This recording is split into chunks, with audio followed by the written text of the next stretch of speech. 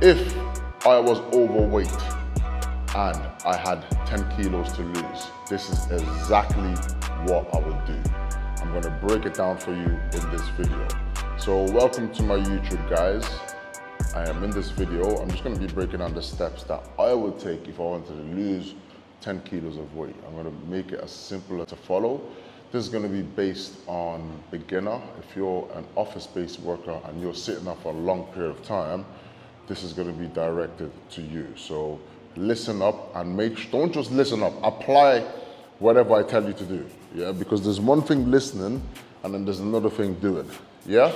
So, if you haven't already, make sure you follow and subscribe, like, and put your notifications on, as I'm gonna try and be dropping more videos like this on a consistent basis. Yeah, so me just talking, rambling on, and you guys getting to know me on a personal level, updates about my life, and yeah. So today's video, we're gonna kickstart it. So if I wanted to lose 10 kilos, where do I start?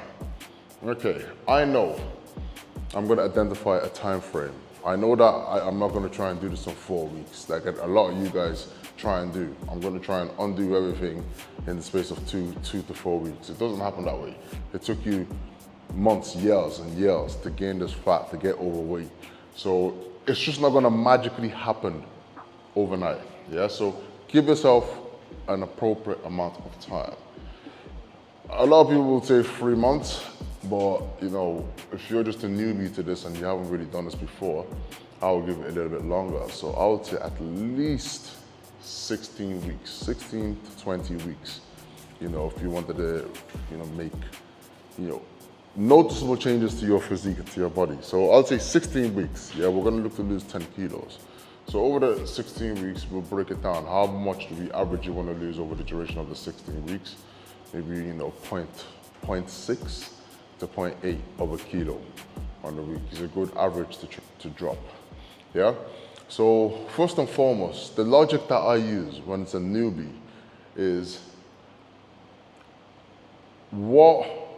how can we do the minimum amount of work or get the biggest outcome, yeah?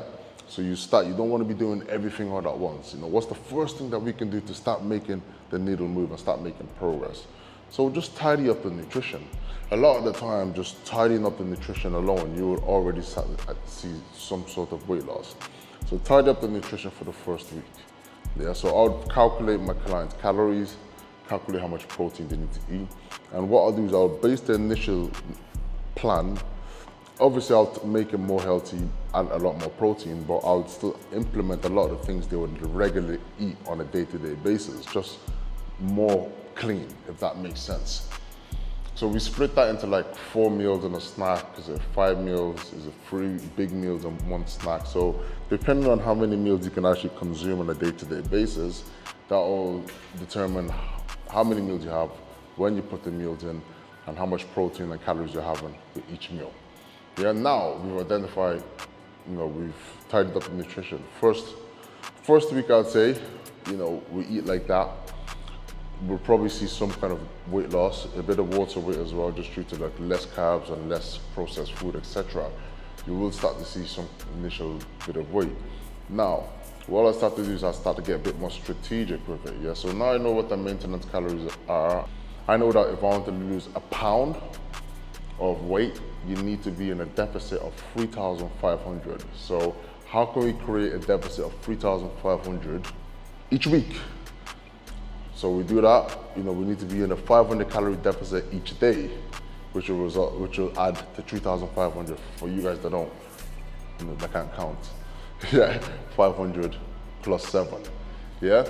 So you know that much, you need to be in a deficit of 500 each day. How are we gonna do that? First and foremost, we can either reduce the food or increase the output. But what I like to do, a little bit of both. Just slightly reduce the food a little bit, maybe about 200 to 300 calories, and then increase the output. And all you can easily do is just increase the steps. You don't even need to add cardio. Increase the steps, but 2,000 to 3,000 steps. Forget about the 10K rule. If you're not doing 10K yet, forget about that. Just add an extra 2,000 to 3,000 steps on top of what you're currently doing. Boom. That alone you should start seeing some sort of progress. You don't even need to start sprinting on the treadmill. You don't need to start doing marathons. Just do that alone. You will start to see the needle move. Your body fat will start to drop, the weight will start to drop. Brilliant. Now, what's gonna happen is, your body weight is gonna start to drop, and then you're gonna encounter plateau, because our body is very intelligent, and it's gonna say, oh, fucking hell, you know, I'm not consuming as much calories, so my body doesn't need as much calories. So it's gonna slow down the metabolism. Things are gonna slow down. So it's gonna be more resistant to the fat loss process. So in this case, we just reduce the food by a little bit more. So the mistake a lot of people make at the start of the diet is they reduce their food way too much, way too early. So like you're eating like 1,600 calories at the start of the diet. So when you plateau, where do you go from there? Are you gonna be eating 1,400, 1,200? You know, that's how people relapse and fail in their diet. So try and eat as much as you can that you can get away with. You know, what's the least you can do to get the most outcome? Remember, I'm gonna keep reminding you through the video. So what you do is just slightly drop your food a little bit more. How do you create a bit more of a deficit?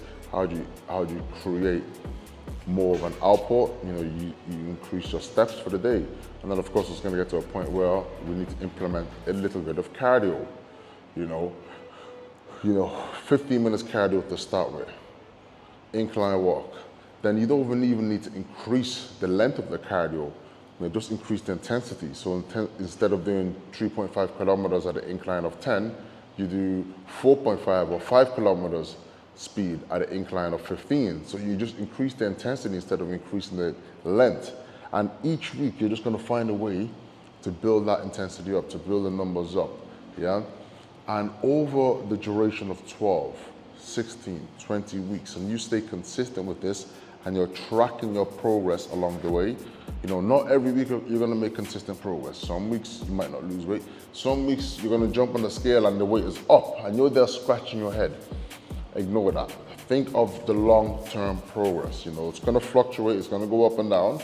Yeah, but if you can stay consistent and committed for a prolonged period of time, over the duration and over the course of the 12, 14, 16, 20 weeks, or the duration that you're doing this cup, you will lose weight and you will lose that 10 kilograms. It's literally as simple as that, guys. I know it's simple. What am I looking for? It's easy to understand, hard to apply. People know what to do, they just find it hard. You know, that's why having accountability is very important. You know, having someone to look in from the outside, or having someone that you got to report to on a week-to-week basis, very important, because that will keep you on track to some level. Yeah, so hopefully that helps. Of course, there's a little bit more to it, but that's the base. And if you can follow that framework, you will start to see some kind of progress. Yeah, so once again, my guys, thank you very much for tuning in. Make sure you like, make sure you subscribe, make sure you follow me on Instagram, ARFitness__, and you know, let me know what more you want to hear more of. Yeah, because I'm going to be trying to be dropping these videos to you on a regular occurrence. Yeah, peace out. Love this.